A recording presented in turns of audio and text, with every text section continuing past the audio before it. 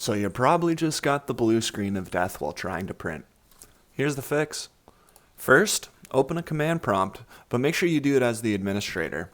Then you need to start typing WUSA space / uninstall space / KB 5000802. This is going to ask you to uninstall a Windows update. Do this. It's going to take a bit, but let it uninstall. It's then going to ask you to restart your computer. Do not do this. You need to uninstall another update.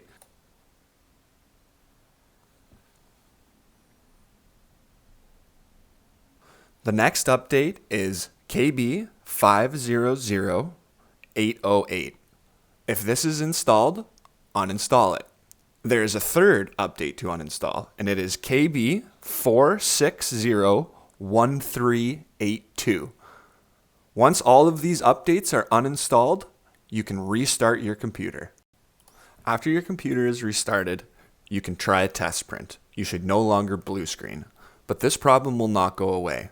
You need to check for Windows updates. In Windows updates, download and install all optional quality updates. You will restart multiple times. The update you are looking for is KB 5001567.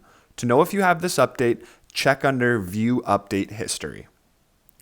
Once all these updates are uninstalled and installed, you should be good to go.